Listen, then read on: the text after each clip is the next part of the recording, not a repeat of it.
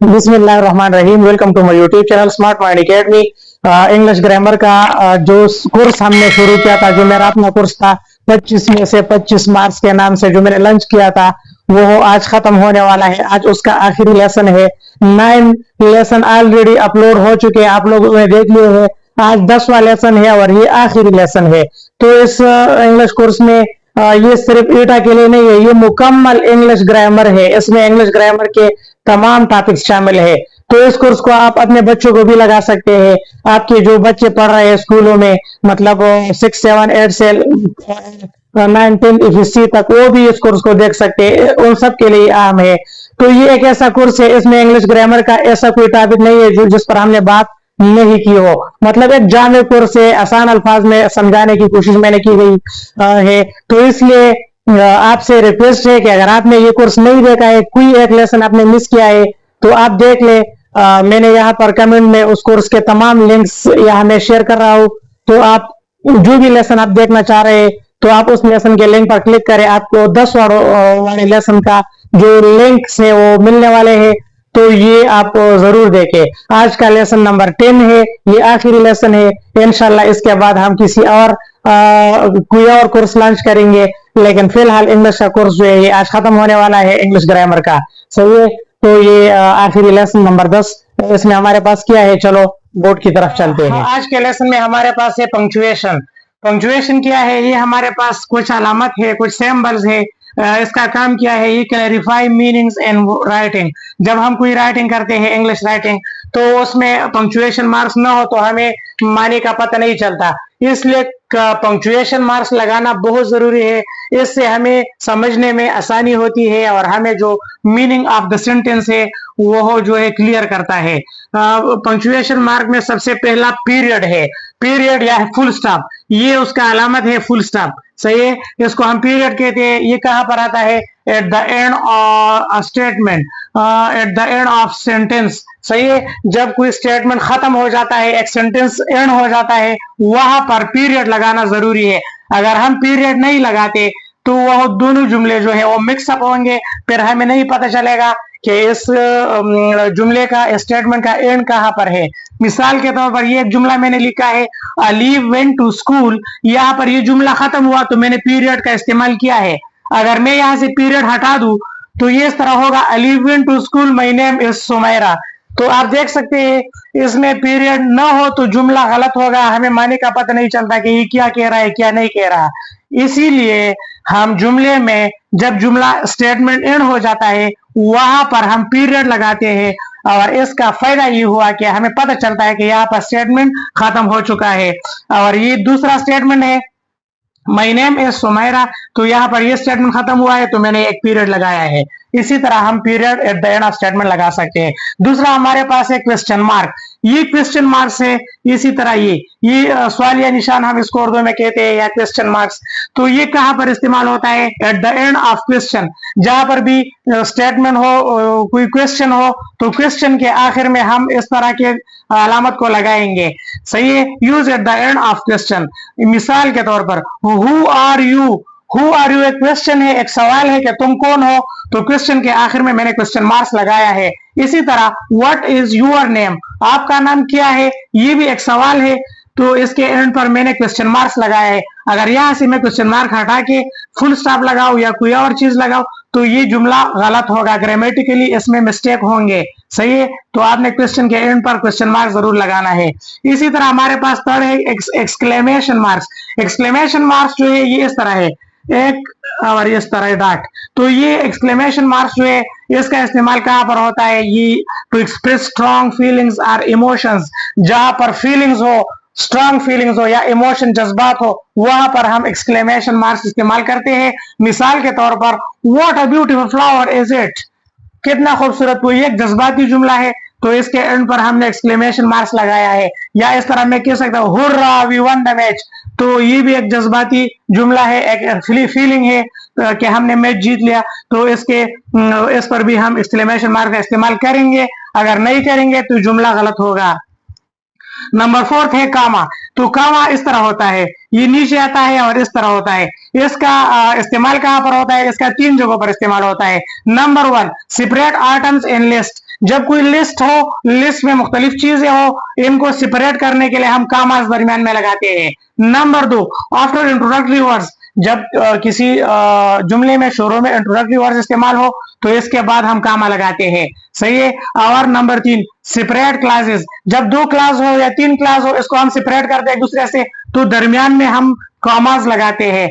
ये मिसालें मैंने लिखी है। Number 1, he bought apples, bananas, orange and apricots. यहाँ पर ये मुख्तलिफ चीजों का लिस्ट है, तो लिस्ट को करने के लिए मैंने कॉमास लगाया है, apples, bananas, orange and apricots, सही है। तो आप देख सकते हैं यहाँ पर कॉमास मैंने लगाए।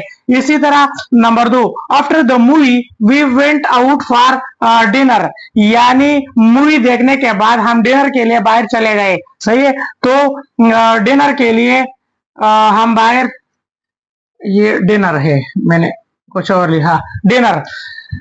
तो यहाँ पर after the movie introductive words हुआ, इसके बाद बाकी जुमला हुआ, इंट्रोडक्टिव वर्ड्स के बाद मैंने कामा लगाया है।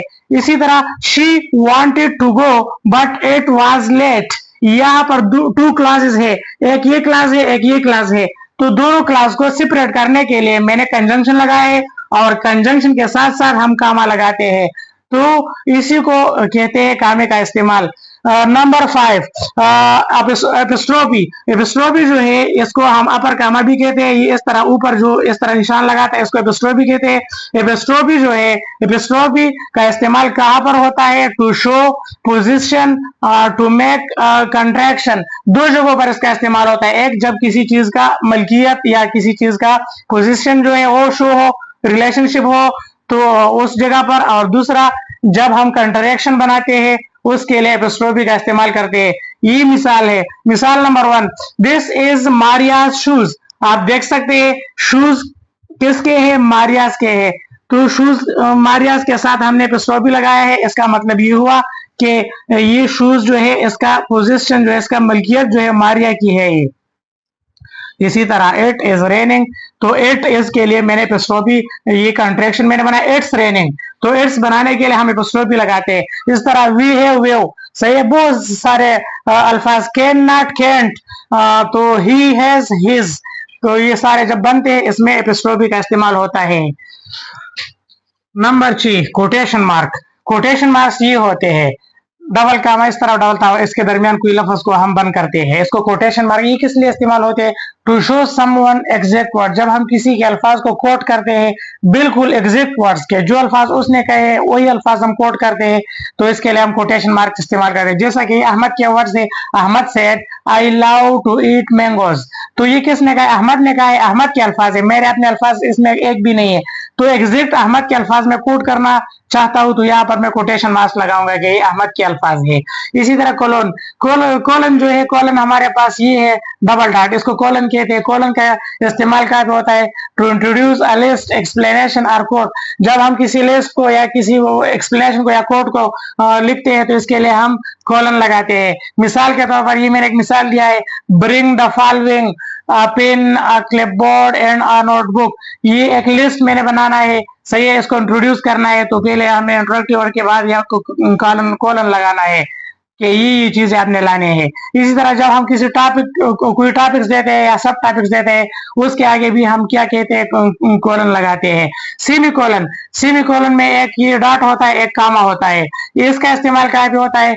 To connect two related independent clause, जब 2 इंडिपेंडेंट क्लास हम रिलेटेड इंडिपेंडेंट क्लास एक दूसरे के साथ रिलेशन है उसका, उसको कनेक्ट करते हैं, तो इसके दरमियान हम सेमीकोलन लगाता है। मिसाल के तौर पर I have important test tomorrow, I can not go out tonight, ये दो डिपेंडेंट क्लास है कि मेरा कल एक अहम टेस्ट है इसलिए मैं आज रात बाहर नहीं जा सकता, तो इन दोनों को एक दूसरे के साथ कनेक्ट करने के लिए हम क्या लगाते हैं? सेमीकोलन। सही, यहाँ पे मैंने सेमीकोलन लगाया है। इसी तरह डैश, ये डैश है, डैश तो आप जानते हैं इस तरह होता है, ये इसका काम क्या है? टू क्रिएट एम्फेसाइज और इन इंटरप्शन, ये इंटरप्शन या एम्फेसाइज के लिए इस्तेमाल, जब जुमले में इंटरप्शन आता है वहां पे डैश लगते हैं, सही है।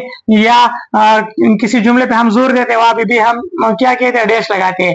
आई was going to call you but I lost my phone, ये क्या है? ये इंटरप्शन यहाँ पर हुआ है, तो इसके दरमियान हम डैश लगाते हैं। और पैरेंथेसिस जो है, ये स्मॉल ब्रेकर जो इसको पैरेंथेसिस कहते हैं, इसका इस्तेमाल कहाँ पे होता है? टू इंक्लूड एक्स्ट्रा इंफॉर्मेशन, जब हम किसी बात को मजीद वजाहत करते हैं, इसको हम एक्स्ट्रा इंफॉर्मेशन देते हैं जुमले के अंदर, तो वहां पर हम इस ब्रैकेट्स में इसको बंद करते हैं। मिसाल के तौर पर my brother who lives in Canada is coming back. My brother, यहाँ ब्रदर का मजीद वजाहत के लिए मैंने यहाँ पर पैरेंथेसिस के अंदर मैंने लिखा है हु लिव्स इन कनाडा, यानी माई ब्रदर। इस लफ्ज का मजीद एक्सप्लेन करने के लिए हम इसको क्या कहेंगे, इसको ब्रैकेट के अंदर लिखेंगे who lives in Canada is coming back, वो वापस आ रहा है, मेरा भाई जो कनाडा में रहता है वो वापस आ रहा है, सही है। तो यहाँ पर भाई की वजाहत के लिए हमने ब्रैकेट का इस्तेमाल किया है या पैरेंथेसिस का इस्तेमाल किया है। तो ये थे पंक्चुएशन मार्क। हमारे पास नेक्स्ट टॉपिक है कैपिटलाइजेशन। कैपिटलाइजेशन क्या होता है? कैपिटलाइजेशन ये होता है कि कहां पर कैपिटल वर्ड्स यूज करना है, कहां पर नहीं यूज करना है, इसको कहता है कैपिटलाइजेशन। ये भी इंग्लिश ग्रामर का बुनियादी हिस्सा है। जब हम प्रॉपर कैपिटलाइजेशन नहीं करते तो हमारा इंग्लिश ग्रामर जो है, हमारा इंग्लिश बिल्कुल गलत तस्वर किया जाएगा। तो प्रॉपर कैपिटलाइजेशन के लिए ये 7 रूल है, 7 रूल्स आपने सीखने हैं। आप जब ये 7 रूल सीखेंगे तो आपको पता चलेगा। सबसे पहला, first word in a sentence, किसी जुमले का शुरू वाला लफ्ज, यानी ही इज अहमद, तो यहाँ पर ही कैपिटल आएगा। फिर जुमला खत्म, दूसरा जुमला शुरू, ही इज माई फ्रेंड, तो फिर ही इज कैपिटल आएगा, सही है। इसी तरह जब भी जुमला खत्म हो जाता है, नया जुमला शुरू हो जाता है, तो पहला लफ्ज कैपिटल आएगा। अगर ये हमने स्मॉल लिख दिया तो इंग्लिश हमारा गलत है। इसी तरह नंबर 2, प्रॉपर नाउन, जहां पर भी प्रॉपर नाउन हो, वो जुमले के शुरू में हो, दरमियान में हो, आखिर में हो, जहां पर भी हो वो हो, वहां पर पहला लफ्ज कैपिटल आएगा। यानी शी गोज टू कराची, तो आप देख सकते हैं कराची एक प्रॉपर नाउन है, इसमें मैंने के कैपिटल किया है, ये आखिर में आया है, जुमले के एंड पर आए, जुमला खत्म हुआ है, लेकिन प्रॉपर नाउन है, इसीलिए हमने के कैपिटल लिखना है। अगर ये के मैं स्मॉल लिखूं तो जुमला गलत होगा। इसी तरह प्रोनाउन आई एक ऐसा प्रोनाउन है, ये जहां पर भी आ जाए, दरमियान में हो, आखिर में हो, अव्वल में हो, जहां पर भी सेंटेंस में आई हो, इस्तेमाल हो, तो वहां पर आई कैपिटल आएगा। यानी आई एम असद, तो आप देख सकते हैं यहाँ पर आई मैंने कैपिटल लिखा है, असद में ए मैंने कैपिटल लिखा है। क्यों? क्योंकि आई हर जगह पर कैपिटल आता है और असद में ए इसलिए कैपिटल लेके, ये प्रॉपर नाउन है।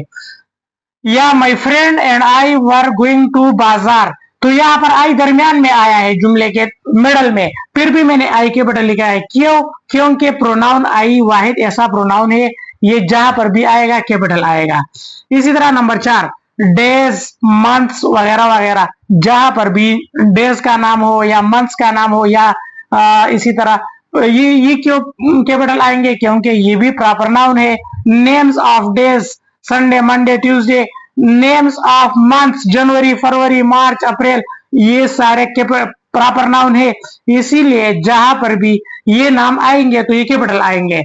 मिसाल के तौर पर it was the month of July, तो यहाँ पर जुलाई मैंने जे कैपिटल लिखा है।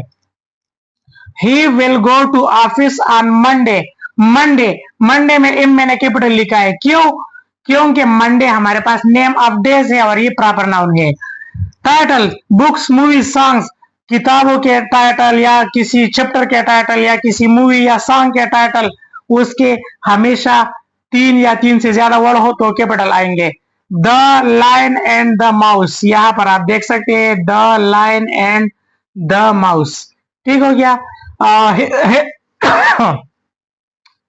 हैरी पॉटर में आप देख सकते हैं हैरी एच कैपिटल है और पी कैपिटल है, क्योंकि हैरी पॉटर एक टाइटल वर्ड है। ब्रांड नेम्स जितने भी हो वो हमेशा कैपिटल आते हैं। I bought a Samsung mobile, तो सैमसंग एक ब्रांड है, यहाँ पर एस मैंने कैपिटल लिखा है। या कोका कोला एक ब्रांड है, इस पर सी और सी दोनों कैपिटल है, सही है। फर्स्ट वर्ड इन कोटेशन, जब भी मैं किसी के एग्जैक्ट वर्ड को कोट करता हूं तो इसका पहला लफ्ज हमेशा कैपिटल आएगा। She said today is my birthday, तो आप देख सकते हैं टुडे में टी मैंने कैपिटल लिखा है। तो फर्स्ट वर्ड इन कोटेशन, जहां पर हम कोट करते हैं किसी लफ्ज को तो कोटेशन में पहला लफ्ज हमेशा कैपिटल आएगा। तो ये 7 रूल्स है कैपिटलाइजेशन के, आपने इन 7 रूल्स को सीखना है, इस पर प्रैक्टिस करना है ताकि आपको कैपिटलाइजेशन में फिर कोई मसला ना हो। तो ये आज का होमवर्क है आप लोगों का, सही है। ये पैराग्राफ गलत है, इसमें कैपिटलाइजेशन और पंक्चुएशन बिल्कुल नहीं हुई है। मुकम्मल गलत है। आपने इसको सही करना है। जहां पर कैपिटलाइजेशन करनी हो कैपिटलाइजेशन करनी है, जहां पर पंक्चुएशन मार्क्स लगानी हो वहां पर आपने पंक्चुएशन मार्क्स सही सही लगाना है। और आप लोगों ने मुझे कमेंट्स में बताना है ये पैराग्राफ सही लिखकर, या मेरे व्हाट्सएप ग्रुप पे आपने बताना है। लेकिन ये आपका होमवर्क है, आपने करना है। Yesterday my friend and I went to the zoo, we saw many animals, lions, giraffes and tigers. Wow, I said, I have never seen a tiger that close. Before, after lunch, we watched the dolphin show. Started at 2 p.m. It was amazing. तो ये क्या है, ये paragraph है, इसमें capitalisation भी गलत है, इसमें पंक्चुएशन भी गलत है। आप लोगों ने इसको सही करना है। सही है, आप लोगों ने इसको दुरुस्त करना है। तो ये आपका होमवर्क है, मुझे इंतजार रहेगा इसका, और आप इसको करें। कमेंट्स में मुझे सही बताएं या आपने ग्रुप में मुझे बताना है। ये आपका होमवर्क है। उम्मीद करता हूँ कैपिटलाइजेशन और पंक्चुएशन को में आप लोगों को अभी कोई मसला नहीं होगा, और आपने आज के लेसन सीख लिए होंगे। आखिर में आपसे रिक्वेस्ट है कि मुझे भी आप लोगों की सपोर्ट चाहिए। इतनी सख्त गर्मी में मेरे पसीने दे रहे, मैं आप लोगों के लिए ये वीडियोस बनाता हूँ, तो आपका भी हक बनता है कि मुझे सपोर्ट करे, अच्छे से कमेंट करे, वीडियो को उसको लाइक करे। अगर अभी तक मेरे यूट्यूब चैनल को सब्सक्राइब नहीं किया है तो मेरा यूट्यूब चैनल जरूर सब्सक्राइब करें। आखिर में देखने के लिए आप सबका शुक्रिया। अल्लाह हाफिज।